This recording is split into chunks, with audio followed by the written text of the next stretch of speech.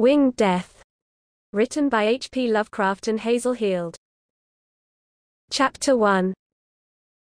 The Orange Hotel stands in High Street near the railway station in Bloemfontein, South Africa.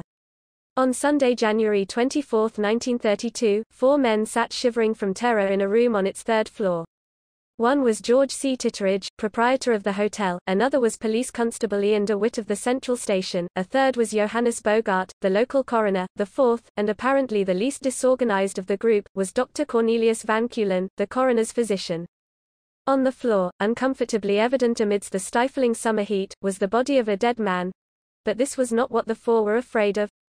Their glances wandered from the table, on which lay a curious assortment of things, to the ceiling overhead, across whose smooth whiteness a series of huge, faltering alphabetical characters had somehow been scrawled in ink, and every now and then Dr. van Keulen would glance half furtively at a worn leather blank book which he held in his left hand.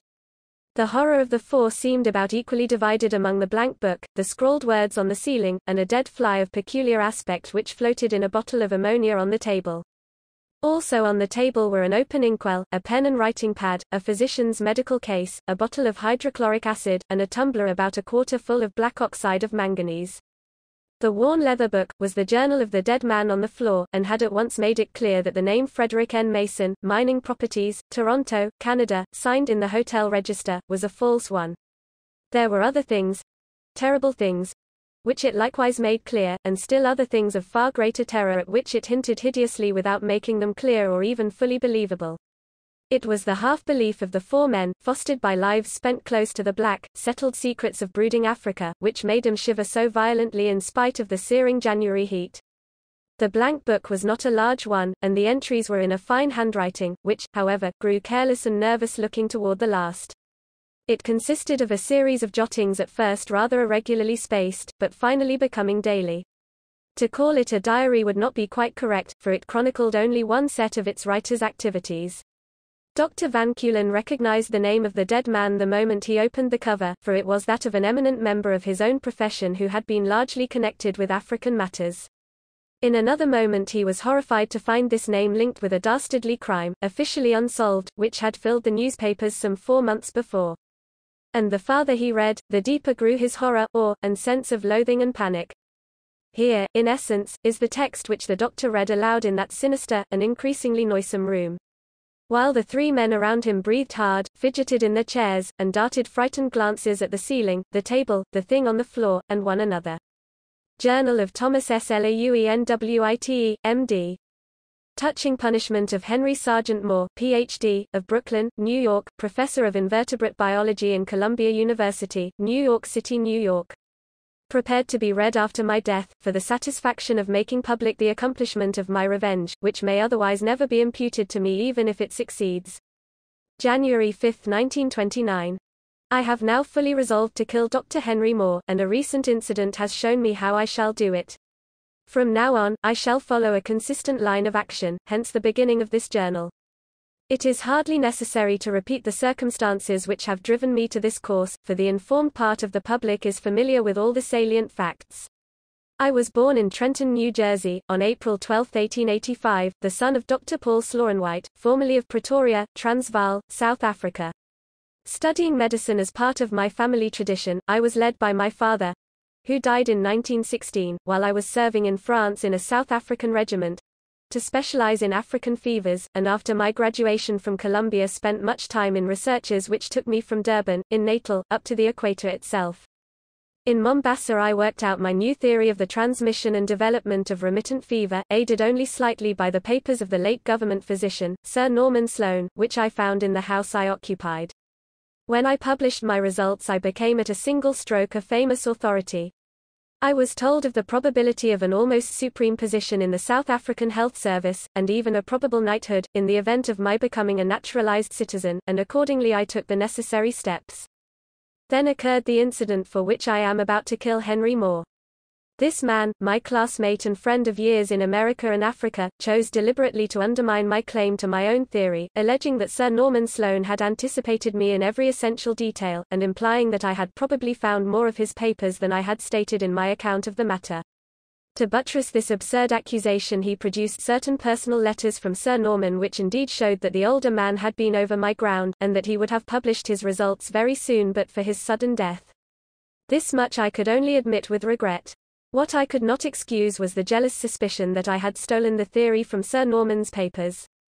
The British government, sensibly enough, ignored these aspersions, but withheld the half-promised appointment and knighthood on the ground that my theory, while original with me, was not in fact new.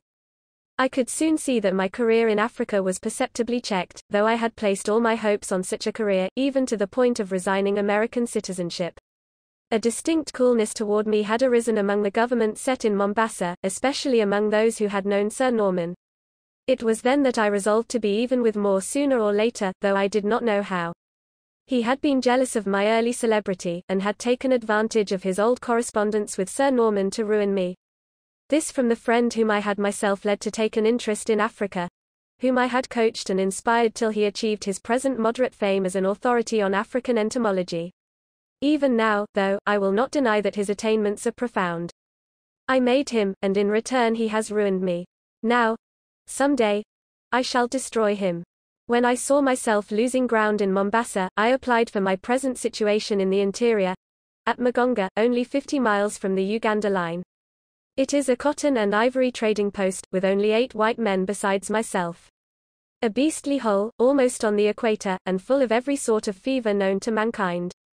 Poisonous snakes and insects everywhere, and Africans with diseases nobody ever heard of outside medical college. But my work is not hard, and I have always had plenty of time to plan things to do to Henry Moore. It amuses me to give his Diptera of Central and Southern Africa a prominent place on my shelf. I suppose it actually is a standard manual. They use it at Columbia, Harvard, and the University of Wisconsin. But my own suggestions are really responsible for half its strong points. Last week I encountered the thing which decided me how to kill Moore. A party from Uganda brought in a black with a queer illness which I can't yet diagnose. He was lethargic, with a very low temperature, and shuffled in a peculiar way. Most of the others were afraid of him and said he was under some kind of witch doctor spell, but Gobo, the interpreter, said he had been bitten by an insect. What it was, I can't imagine, for there is only a slight puncture on the arm. It is bright red, though, with a purple ring around it. Spectral looking. I don't wonder the boys lay it to black magic. They seem to have seen cases like it before, and say there is really nothing to do about it. Old Nukuru, one of the Gala boys at the post, says it must be the bite of a devil fly, which makes its victim waste away gradually and die, and then takes hold of his soul and personality if it is still alive itself, flying around with all his likes, dislikes, and consciousness. A queer legend, and I don't know of any local insect deadly enough to account for it. I gave this sick black, his name is Mavana, a good shot of quinine and took a sample of his blood for testing, but have not made much progress. There is certainly a strange germ present, but I can't even remotely identify it. The nearest thing to it is the bacillus one finds in oxen, horses, and dogs that the tsetse fly has bitten, but tsetse flies don't infect human beings, and this is too far north for them anyway. However, the important thing is that I've decided how to kill Moore. If this interior region has insects as poisonous as the natives say, I will see that he gets a shipment of them from a source he will not suspect, and with plenty of assurances that they are harmless. Trust him to throw overboard all caution when it comes to studying an unknown species, and then we will see how nature takes its course. It ought not to be hard to find an insect that scares the blacks so much. First to see how poor Mavana turns out, and then to find my envoy of death. January 7, 1929. Mavana is no better, though I have injected all the antitoxins I know of. He has fits of trembling, in which he rants affrightedly about the way his soul will pass when he dies into the insect that bit him, but between them he remains in a kind of half-stupor. Heart action still strong, so I may pull him through. I shall try to, for he can probably guide me better than anyone else, to the region where he was bitten. Meanwhile I will write to Dr. Lincoln, my predecessor here, for Allen, the head factor, says he had a profound knowledge of the local sicknesses. He ought to know about the death fly if any white man does. He is at Nairobi now, and a black runner ought to get me a reply in a week, using the railway for half the trip. January 10, 1929. Patient unchanged, but I have found what I want. It was in an old volume of the local health records, which I've been going over diligently while waiting to hear from Lincoln. 30 years ago there was an epidemic that killed off thousands of natives in Uganda, and it was definitely traced to a rare fly called Glossina palpalis, a sort of cousin of the Glossina marcitans, or tsetse. It lives in the bushes on the shores of lakes and rivers, and feeds on the blood of crocodiles, antelopes, and large mammals. When these food animals have the germ of trypanosomiasis, or sleeping sickness, it picks it up and develops acute infectivity after an incubation period of 31 days. Then for 75 days it is sure death to anyone or anything it bites. Without doubt, this must be the devil fly the Africans talk about. Now I know what I am heading for. Hope Mavana pulls through. Ought to hear from Lincoln in 4 or 5 days. He has a great reputation for success in things like this. My worst problem will be to get the flies to moor without his recognizing them. With his cursed plodding scholarship it would be just like him to know all about them since they're actually on record. January 15, 1929.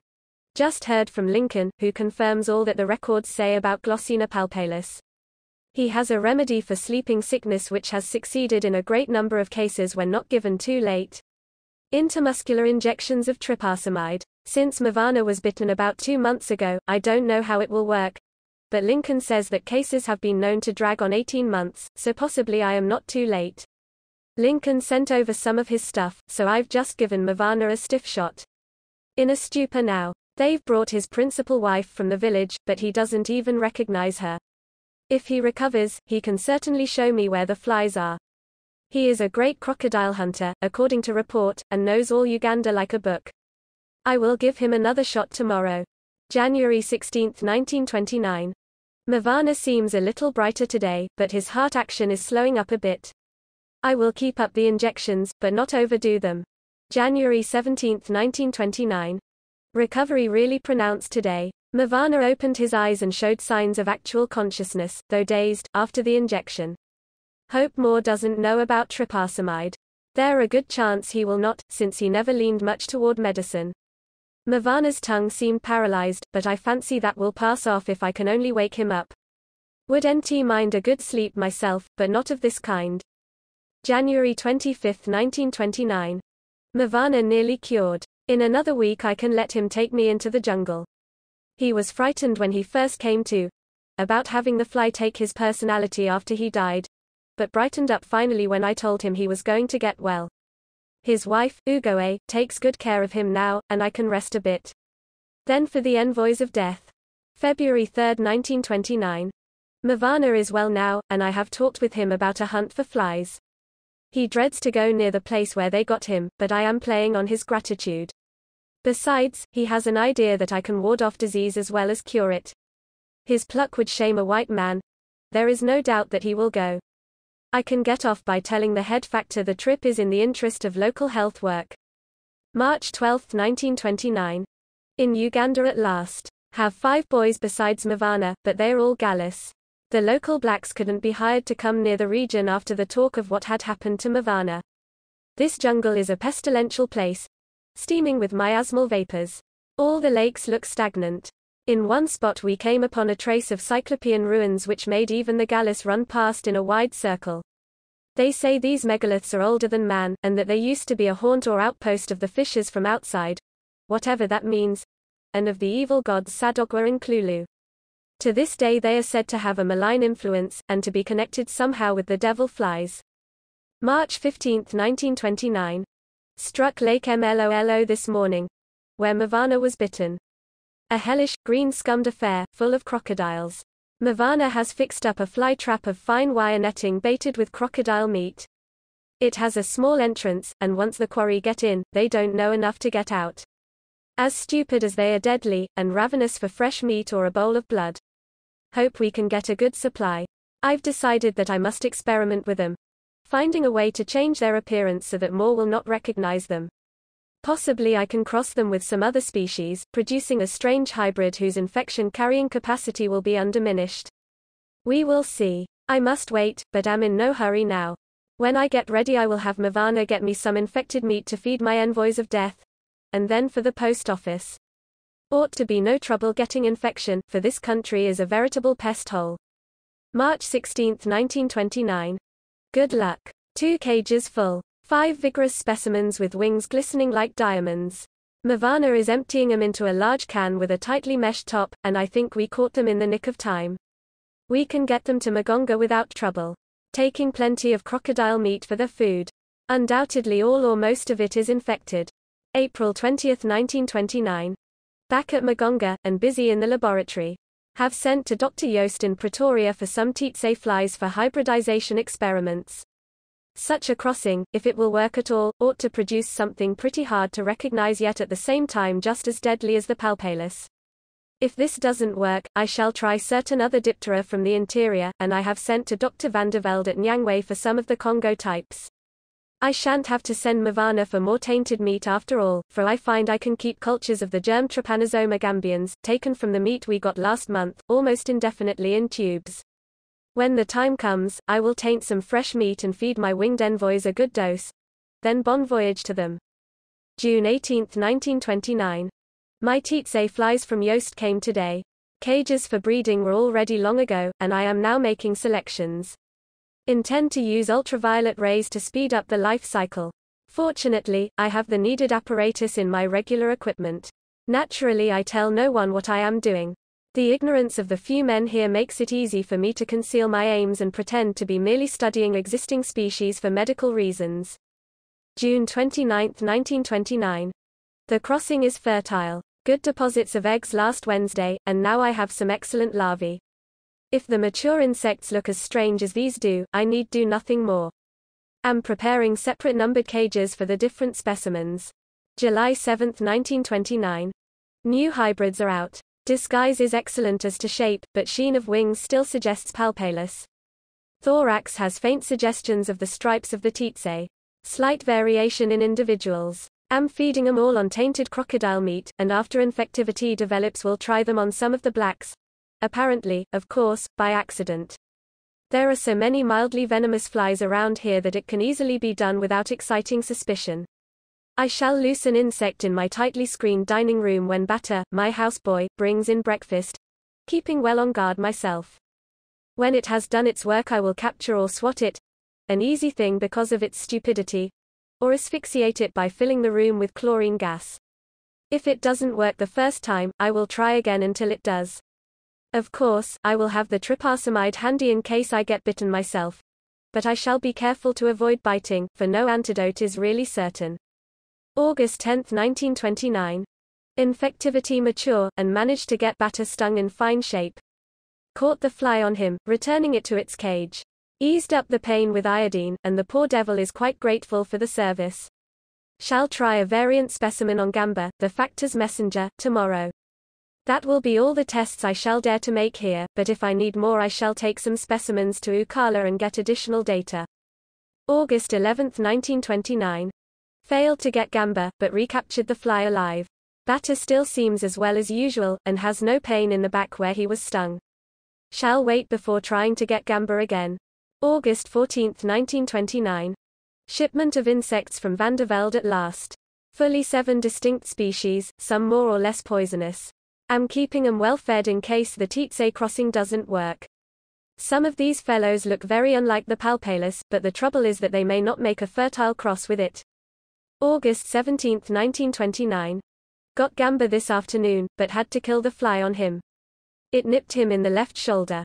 I dressed the bite, and Gamba is as grateful as Bata was. No change in Bata. August 20, 1929. Gamba unchanged so far. Bata too. Am experimenting with a new form of disguise to supplement the hybridization. Some sort of dye to change the telltale glitter of the palpalus wings. A bluish tint would be best. Something I could spray on a whole batch of insects. Shall begin by investigating things like Prussian and Turnbull's blue, iron and cyanogen salts. August 25, 1929. Bata complained of a pain in his back today. Things may be developing. September 3, 1929. Have made fair progress in my experiments. Bata shows signs of lethargy, and says his back aches all the time. Gamba beginning to feel uneasy in his bitten shoulder. September 24, 1929. Bata worse and worse, and beginning to get frightened about his bite. Thinks it must be a devil fly, and entreated me to kill it, for he saw me cage it, until I pretended to him that it had died long ago. Said he didn't want his soul to pass into it upon his death. I give him shots of plain water with a hypodermic to keep his morale up. Evidently the fly retains all the properties of the Palpalus. Gamba down, too, and repeating all of Batter's symptoms. I may decide to give him a chance with tryptophamide, for the effect of the fly is proved well enough. I shall let Batter go on, however, for I want a rough idea of how long it takes to finish a case. Dye experiments coming along finely. An isomeric form of ferrous ferrocyanide, with some admixture of potassium salts, can be dissolved in alcohol and sprayed on the insects with splendid effect. It stains the wings blue without affecting the dark thorax much, and doesn't wear off when I sprinkle the specimens with water. With this disguise, I think I can use the present Tsetse hybrids and avoid bothering with any more experiments. Sharp as he is, Moore couldn't recognize a blue-winged fly with a half-Tsetse thorax. Of course, I keep all this dye business strictly undercover. Nothing must ever connect me with the blue flies later on. October 9, 1929. Batter is lethargic and has taken to his bed. Have been giving Gamba tryptophamide for 2 weeks, and fancy hell recover. October 25, 1929. Batter very low, but Gamba nearly well. November 18, 1929. Batter died yesterday, and a curious thing happened which gave me a real shiver in view of the native legends and Batter's own fears. When I returned to the laboratory after the death, I heard the most singular buzzing and thrashing in cage 12, which contained the fly that bit Batter. The creature seemed frantic, but stopped still when I appeared, lighting on the wire netting and looking at me in the oddest way. It reached its legs through the wires as if it were bewildered. When I came back from dining with Alan, the thing was dead. Evidently it had gone wild and beaten its life out on the sides of the cage. It certainly is peculiar that this should happen just as Batter died. If any black had seen it, he would have laid it at once to the absorption of the poor devil's soul. I shall start my blue-stained hybrids on their way before long now. The hybrid's rate of killing seems a little ahead of the pure Palpalus rate, if anything. Batter died 3 months and 8 days after infection, but of course there is always a wide margin of uncertainty. I almost wish I had let Gamba's case run on. December 5, 1929.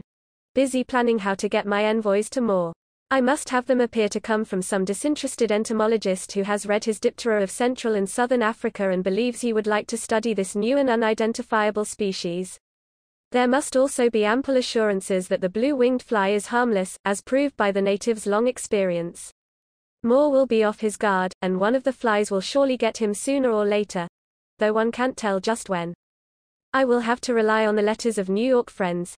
They still speak of Moore from time to time, to keep me informed of early results, though I dare say the papers will announce his death. Above all, I must show no interest in his case. I shall mail the flies while on a trip, but must not be recognized when I do it. The best plan will be to take a long vacation in the interior, grow a beard, mail the package at Ukala while passing as a visiting entomologist, and return here after shaving off the beard. April 12, 1930. Back in Magonga after my long trip. Everything has come off finely, with clockwork precision. Have sent the flies to Moore without leaving a trace. Got a Christmas vacation December 15th, and set out at once with the proper stuff.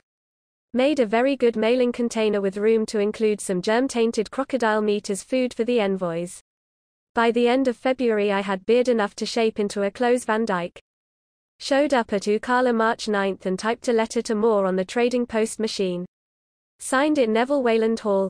Supposed to be an entomologist from London.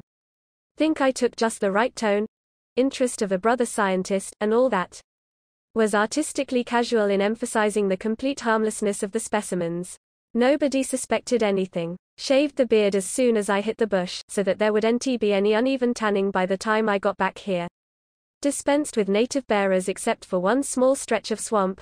I can do wonders with one knapsack, and my sense of direction is good. Lucky I'm used to such traveling. Explained my protracted absence by pleading a touch of fever and some mistakes in direction when going through the bush. But now comes the hardest part psychologically. Waiting for news of Moore without showing the strain. Of course, he may possibly escape a bite until the venom is played out, but with his recklessness the chances are 100 to 1 against him. I have no regrets. After what he did to me, he deserves this and more. June 30, 1930. Hurrah! The first step worked. Just heard casually from Dyson of Columbia that Moore had received some new blue-winged flies from Africa, and that he is badly puzzled over them. No word of any bite. But if I know Moore's slipshod ways as I think I do, there'll be one before long. August 27, 1930. Letter from Morton in Cambridge. He says Moore writes of feeling very run down, and tells of an insect bite on the back of his neck, from a curious new specimen that he received about the middle of June. Have I succeeded? Apparently Moore doesn't connect the bite with his weakness. If this is the real stuff, then Moore was bitten well within the insect's period of infectivity. September 12, 1930. Victory. Another line from Dyson says that Moore is really in an alarming shape. He now traces his illness to the bite, which he received around noon on June 19, and is quite bewildered about the identity of the insect. Is trying to get in touch with the Neville Wayland Hall who sent him the shipment. Of the 100-odd that I sent, about 25 seem to have reached him alive. Some escaped at the time of the bite, but several larvae have appeared from eggs laid since the time of mailing. He is, Dyson says, carefully incubating these larvae. When they mature, I suppose he will identify the Tsetse palpalis hybridization, but that will not do him much good now.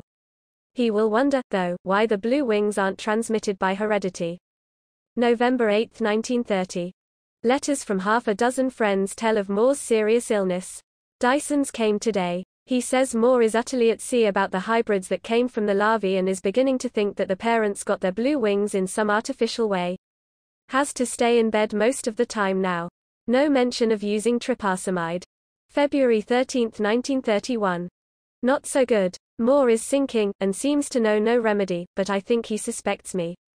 Had a very chilly letter from Morton last month, which told nothing of Moore, and now Dyson writes, also rather constrainedly, that Moore is forming theories about the whole matter. He has been making a search for Wayland Hall by telegraph, at London, Ukala, Nairobi, Mombasa, and other places, and of course finds nothing. I judge that he has told Dyson whom he suspects, but that Dyson doesn't believe it yet. Fear Morton does believe it. I see that I had better lay plans for getting out of here and effacing my identity for good. What an end to a career that started out so well. More of Moore's work. But this time he is paying for it in advance. Believe he'll go back to South Africa, and meanwhile will quietly deposit funds there to the credit of my new self, Frederick Naismith Mason of Toronto, Canada, broker in mining properties. Will establish a new signature for identification. If I never have to take the step, I can easily re-transfer the funds to my present self. August 15, 1931. Half a year gone, and still suspense. Dyson and Morton, as well as several other friends, seem to have stopped writing me. Dr. James of San Francisco hears from Moore's friends now and then, and says Moore is in an almost continuous coma. He hasn't been able to walk since May. As long as he could talk he complained of being cold. Now he can't talk, though it is thought he still has glimmers of consciousness. His breathing is short and quick, and can be heard some distance away. No question but that Trypanosoma gambians is feeding on him. But he holds out better than the Africans around here. 3 months and 8 days finished batter, and here Moore is alive over a year after his biting. Heard rumors last month of an intensive search around Ukala for Wayland Hall. Don't think I need to worry yet, though, for there is absolutely nothing in existence to link me with this business. October 7, 1931. It's over at last. News in the Mombasa Gazette. Moore died September 20 after a series of trembling fits and with a temperature vastly below normal. So much for that. I said I would get him, and I did. The paper had a 3-column report of his long illness and death, and of the futile search for Wayland Hall. Obviously, Moore was a bigger character in Africa than I had realized. The insect that bit him has now been fully identified from the surviving specimens and developed larvae, and the wing staining is also detected. It is universally realized that the flies were prepared and shipped with intent to kill. Moore, it appears, communicated certain suspicions to Dyson, but the latter, and the police, are maintaining secrecy because of absence of proof.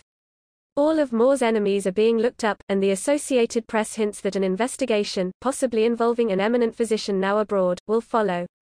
One thing at the very end of the report, undoubtedly, the cheap romancing of a yellow journalist, gives me a curious shudder in view of the legends of the blacks and the way the fly happened to go wild when Batter died.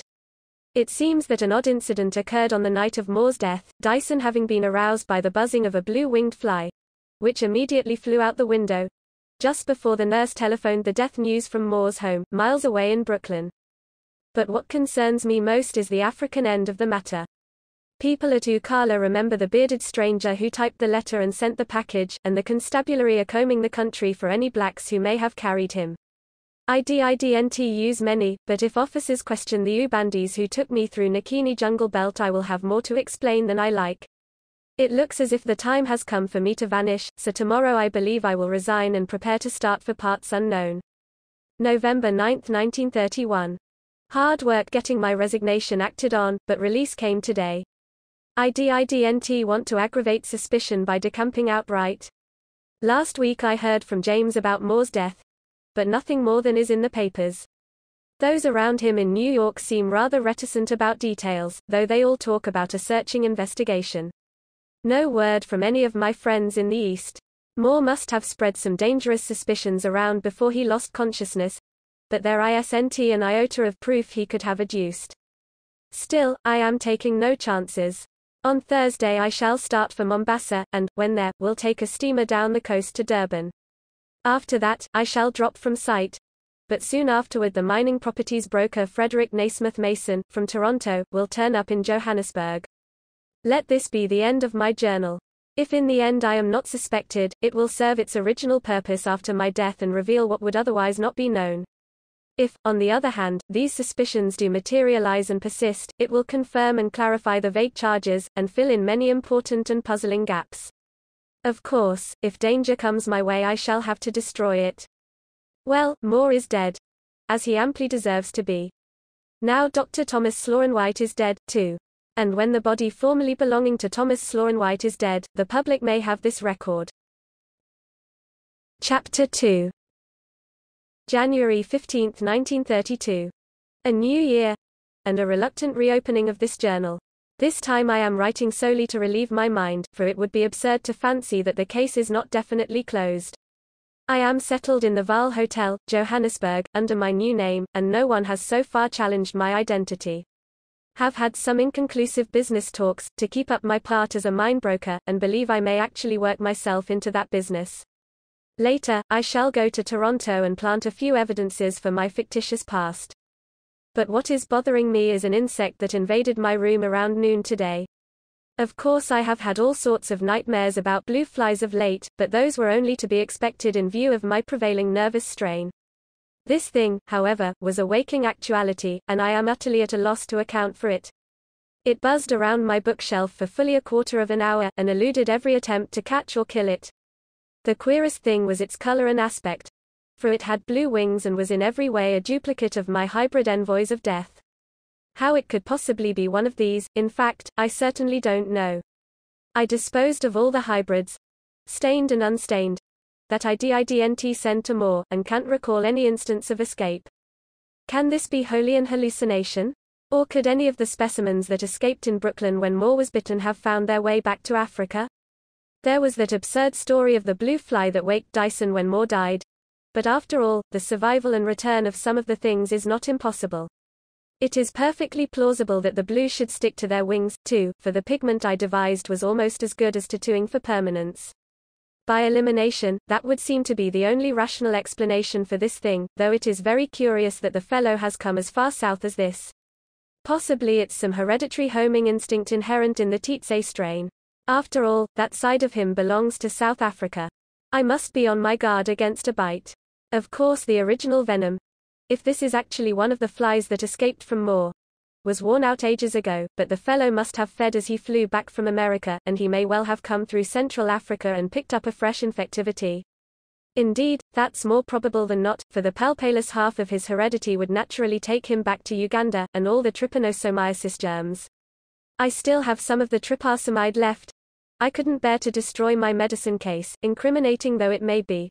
But since reading up on the subject I am not so sure about the drug's action as I was. It gives one a fighting chance. Certainly it saved Gamba. But there is always a large probability of failure. It's devilish queer that this fly should have happened to come into my room, of all places in the wide expanse of Africa. Seems to strain coincidence to the breaking point. I suppose that if it comes again, I shall certainly kill it. I am surprised that it escaped me today, for ordinarily these fellows are extremely stupid and easy to catch. Can it be a pure illusion after all? Certainly the heat is getting me of late as it never did before, even up around Uganda. January 16, 1932. Am I going insane? The fly came again this noon, and acted so anomalously that I can't make head or tail of it. Only delusion on my part could account for what that buzzing pest seemed to do. It appeared from nowhere, and went straight to my bookshelf, circling again and again to front a copy of Moore's Diptera of Central and Southern Africa. Now and then it would light on top or back of the volume, and occasionally it would dart forward toward me and retreat before I could strike at it with a folded paper. Such cunning is unheard of among the notoriously stupid African Diptera. For nearly half an hour I tried to get the cursed thing, but at last it darted out the window through a hole in the screen that I hadn't noticed. At times I fancied it deliberately mocked me by coming within reach of my weapon and then skillfully sidestepping as I struck out. I must keep a tight hold of my consciousness. January 17, 1932. Either I am mad or the world is in the grip of some sudden suspension of the laws of probability as we know them. That damnable fly came in from somewhere just before noon and commenced buzzing around the copy of Moore's Diptera on my shelf. Again I tried to catch it, and again yesterday's experience was repeated. Finally the pest made for the open inkwell on my table and dipped itself in. Just the legs and thorax, keeping its wings clear. Then it sailed up to the ceiling and lit, beginning to crawl around in a curved patch and leaving a trail of ink. After a time it hopped a bit and made a single ink spot unconnected with the trail. Then it dropped squarely in front of my face, and buzzed out of sight before I could get it.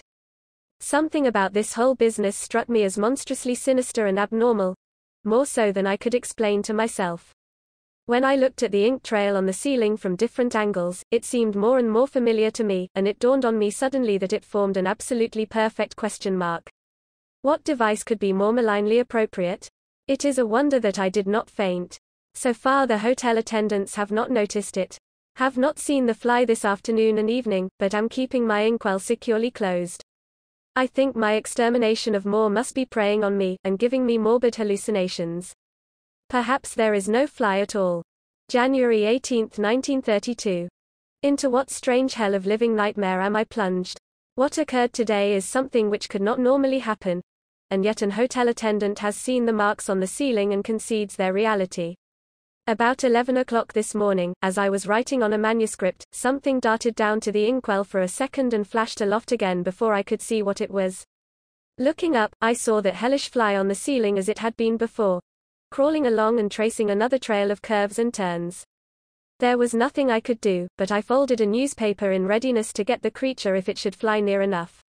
When it had made several turns on the ceiling it flew into a dark corner and disappeared, and as I looked upward at the doubly defaced plastering I saw that the new ink trail was that of a huge and unmistakable figure 5. For a time I was almost unconscious from a wave of nameless menace for which I could not fully account. Then I summoned up my resolution and took an active step. Going out to a chemist's shop I purchased some gum and other things necessary for preparing a sticky trap, also a duplicate inkwell.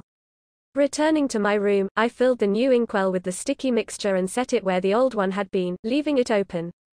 Then I tried to concentrate my mind on some reading. About 3 o'clock I heard the accursed insect again, and saw it circling around the new inkwell. It descended to the sticky surface but did not touch it, and afterward sailed straight toward me, retreating before I could hit it. Then it went to the bookshelf and circled around Moore's treatise. There is something profound and diabolic about the way the intruder hovers near that book. The worst part was the last. Leaving Moore's book, the insect flew over to the open window and began beating itself rhythmically against the wire screen. There would be a series of beats and then a series of equal length and another pause, and so on. Something about this performance held me motionless for a couple of moments, but after that I went over to the window and tried to kill the noxious thing. As usual, no use. It merely flew across the room to a lamp and began beating the same tattoo on the stiff cardboard shade. I felt a vague desperation, and proceeded to shut all the doors as well as the window whose screen had the imperceptible hole. It seemed very necessary to kill this persistent being, whose hounding was rapidly unseating my mind. Then, unconsciously counting, I began to notice that each of its series of beatings contained just 5 strokes. 5. the same number that the thing had traced in ink on the ceiling in the morning. Could there be any conceivable connection? The notion was maniacal, for that would argue a human intellect and a knowledge of written figures in the hybrid fly. A human intellect? Did not that take one back to the most primitive legends of the Uganda blacks? And yet there was that infernal cleverness in eluding me as contrasted with the normal stupidity of the breed. As I laid aside my folded paper and sat down in growing horror, the insect buzzed aloft and disappeared through a hole in the ceiling where the radiator pipe went to the room above. The departure did not soothe me, for my mind had started on a train of wild and terrible reflections. If this fly had a human intelligence, where did that intelligence come from? Was there any truth in the native notion that these creatures acquire the personality of their victims after the latter's death? If so, whose personality did this fly bear? I had reasoned out that it must be one of those which escaped from Moore at the time he was bitten. Was this the envoy of death which had bitten Moore? If so, what did it want with me? What did it want with me anyway? In a cold perspiration I remembered the actions of the fly that had bitten Batter, when Batter died. Had its own personality been displaced by that of its dead victim? Then there was that sensational news account of the fly that waked Dyson, when Moore died. As for that fly that was hounding me, could it be that a vindictive human personality drove it on? How it hovered around Moore's book. I refused to think any farther than that. All at once I began to feel sure that the creature was indeed infected, and in the most virulent way. With a malign deliberation so evident in every act, it must surely have charged itself on purpose with the deadliest bacilli in all Africa. My mind, thoroughly shaken, was now taking the thing's human qualities for granted. I now telephoned the clerk and asked for a man to stop up the radiator pipe hole and other possible chinks in my room. I spoke of being tormented by flies, and he seemed to be quite sympathetic. When the man came, I showed him the ink marks on the ceiling, which he recognized without difficulty. So they are real. The resemblance to a question mark and a figure 5 puzzled and fascinated him. In the end he stopped up all the holes he could find, and mended the window screen, so that I can now keep both windows open. He evidently thought me a bit eccentric, especially since no insects were in sight while he was here. But I am past minding that. So far the fly has not appeared this evening. God knows what it is, what it wants, or what will become of me. January 19, 1932. I am utterly engulfed in horror. The thing has touched me. Something monstrous and demoniac is at work around me, and I am a helpless victim.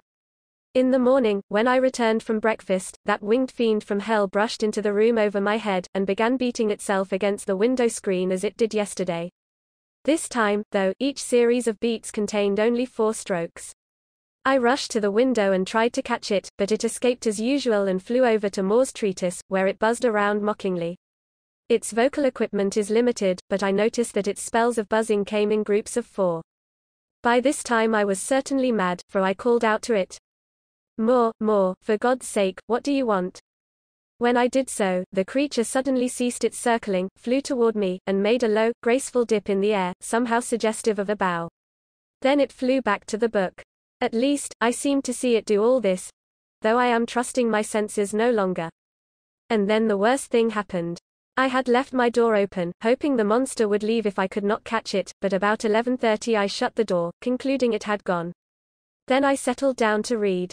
Just at noon I felt a tickling on the back of my neck, but when I put my hand up nothing was there.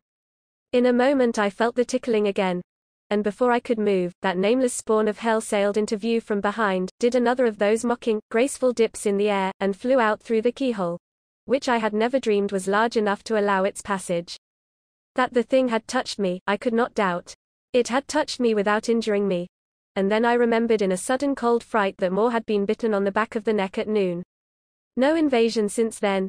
But I have stuffed all the keyholes with paper and shall have a folded paper ready for use whenever I open the door to leave or enter. January 20, 1932. I cannot yet believe fully in the supernatural, yet I fear nonetheless that I am lost. The business is too much for me. Just before noon today that devil appeared outside the window and repeated its beating operations, but this time in series of 3. When I went to the window it flew off out of sight.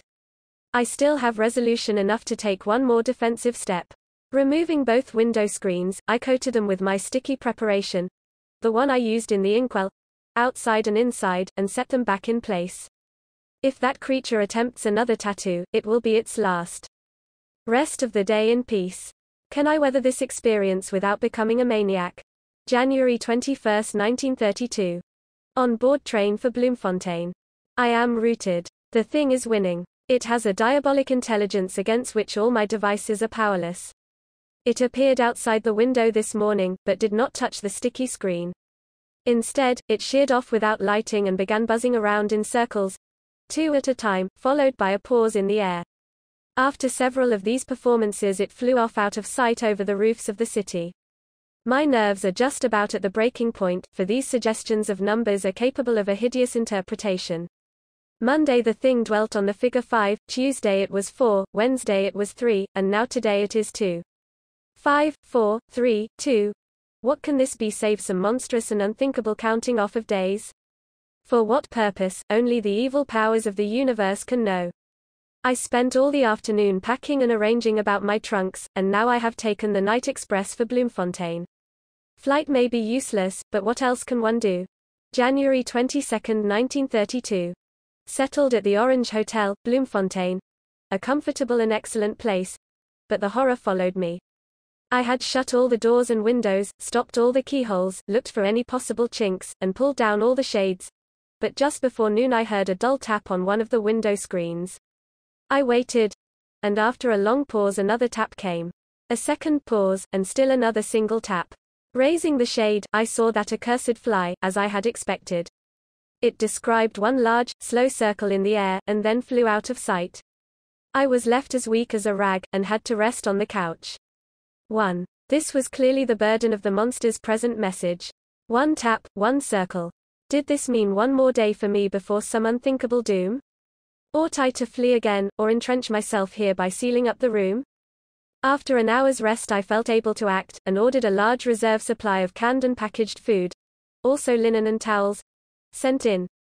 Tomorrow I shall not under any circumstances open any crevice of door or window. When the food and linen came the black looked at me queerly, but I no longer care how eccentric, or insane, I may appear. I am hounded by powers worse than the ridicule of mankind. Having received my supplies, I went over every square millimeter of the walls, and stopped up every microscopic opening I could find. At last I feel able to get real sleep. Handwriting here becomes irregular, nervous, and very difficult to decipher. January 23, 1932. It is just before noon, and I feel that something very terrible is about to happen. Didn't sleep as late as I expected, even though I got almost no sleep on the train the night before. Up early, and have had trouble getting concentrated on anything, reading or writing. That slow, deliberate counting off of days is too much for me. I don't know which has gone wild, nature or my head. Until about 11 I did very little except walk up and down the room. Then I heard a rustle among the food packages brought in yesterday, and that demoniac fly crawled out before my eyes. I grabbed something flat and made passes at the thing despite my panic fear, but with no more effect than usual. As I advanced, that blue-winged horror retreated as usual to the table where I had piled my books, and lit for a second on Moore's Diptera of Central and Southern Africa. Then as I followed, it flew over to the mantel clock and lit on the dial near the figure 12. Before I could think up another move it had begun to crawl around the dial very slowly and deliberately, in the direction of the hands. It passed under the minute hand, curved down and up, passed under the hour hand, and finally came to a stop exactly at the figure 12. As it hovered there it fluttered its wings with a buzzing noise. Is this a portent of some sort? I am getting as superstitious as the blacks. The hour is now a little after 11. Is 12 the end? I have just one last resort, brought to my mind through utter desperation. Wish I had thought of it before. Recalling that my medicine case contains both of the substances necessary to generate chlorine gas, I have resolved to fill the room with that lethal vapor, asphyxiating the fly while protecting myself with an ammonia-sealed handkerchief tied over my face. Fortunately I have a good supply of ammonia. This crude mask will probably neutralize the acrid chlorine fumes till the insect is dead, or at least helpless enough to crush. But I must be quick. How can I be sure that the thing will not suddenly dart for me before my preparations are complete? I ought not to be stopping to write in this journal. Later. Both chemicals, hydrochloric acid and manganese dioxide, on the table all ready to mix. I've tied the handkerchief over my nose and mouth, and have a bottle of ammonia ready to keep it soaked until the chlorine is gone. Have battened down both windows. But I don't like the actions of that hybrid demon. It stays on the clock, but is very slowly crawling around backward from the 12 mark to meet the gradually advancing minute hand. Is this to be my last entry in this journal? It would be useless to try to deny what I suspect. Too often a grain of incredible truth lurks behind the wildest and most fantastic of legends. Is the personality of Henry Moore trying to get at me through this blue-winged devil? Is this the fly that bit him, and that in consequence absorbed his consciousness when he died? If so, and if it bites me, will my own personality displace Moore's and enter that buzzing body when I die of the bite later on? Perhaps, though, I need not die even if it gets me. There is always a chance with trypanosamide. And I regret nothing. Moore had to die, be the outcome what it will. Slightly later. The fly has paused on the clock dial near the 45-minute mark. It is now 11:30. I am saturating the handkerchief over my face with ammonia, and keeping the bottle handy for further applications. This will be the final entry before I mix the acid and manganese and liberate the chlorine. I ought not to be losing time, but it steadies me to get things down on paper. But for this record, I would have lost all my reason long ago. The fly seems to be getting restless, and the minute hand is approaching it. Now for the chlorine. End of the journal. On Sunday, January 24, 1932, after repeated knocking had failed to gain any response from the eccentric man in room 303 of the Orange Hotel, a black attendant entered with a pass key and at once fled shrieking downstairs to tell the clerk what he had found. The clerk, after notifying the police, summoned the manager, and the latter accompanied Constable DeWitt, Coroner Bogart, and Dr. Van Keulen to the fatal room. The occupant lay dead on the floor, his face upward, and bound with a handkerchief which smelled strongly of ammonia. Under this covering the features showed an expression of stark, utter fear which transmitted itself to the observers on the back of the neck. Dr. Van Keulen found a virulent insect bite, dark red, with a purple ring around it, which suggested a tsetse fly or something less innocuous. An examination indicated that death must be due to heart failure induced by sheer fright rather than to the bite, though a subsequent autopsy indicated that the germ of trypanosomiasis had been introduced into the system. On the table were several objects: a worn leather blank book containing the journal just described, a pen, writing pad, an open inkwell, a doctor's medicine case with the initials TS marked in gold, bottles of ammonia and hydrochloric acid, and a tumbler about a quarter full of black manganese dioxide. The ammonia bottle demanded a second look because something besides the fluid seemed to be in it. Looking closer, Coroner Bogart saw that the alien occupant was a fly. It seemed to be some sort of hybrid with vague tsetse affiliations, but its wings, showing faintly blue despite the action of the strong ammonia, were a complete puzzle. Something about it waked a faint memory of newspaper reading in Dr. Van Keulen, a memory which the journal was soon to confirm. Its lower parts seemed to have been stained with ink, so thoroughly that even the ammonia had not bleached them. Possibly it had fallen at one time into the inkwell, though the wings were untouched. But how had it managed to fall into the narrow-necked ammonia bottle? It was as if the creature had deliberately crawled in and committed suicide. But the strangest thing of all was what Constable DeWitt noticed on the smooth white ceiling overhead as his eyes roved about curiously. At his cry the other three followed his gaze, even Dr. Van Keulen, who had for some time been thumbing through the worn leather book with an expression of mixed horror, fascination, and incredulity. The thing on the ceiling was a series of shaky, straggling ink tracks, such as might have been made by the crawling of some ink-drenched insect. At once everyone thought of the stains on the fly so oddly found in the ammonia bottle. But these were no ordinary ink tracks. Even a first glance revealed something hauntingly familiar about them, and closer inspection brought gasps of startled wonder from all four observers. Coroner Bogart instinctively looked around the room to see if there were any conceivable instrument or arrangement of piled-up furniture which could make it possible for those straggling marks to have been drawn by human agency. Finding nothing of the sort, he resumed his curious and almost awestruck upward glance. For beyond a doubt these inky smudges formed definite letters of the alphabet, letters coherently arranged in English words. The doctor was the first to make them out clearly, and the others listened breathlessly as he recited the insane-sounding message so incredibly scrawled in a place no human hand could reach. See my journal. It got me first. I died. Then I saw I was in it. The blacks are right. Strange powers in nature. Now I will drown what is left. Presently, amidst the puzzled hush that followed, Dr. Van Keulen commenced reading aloud from the worn leather journal.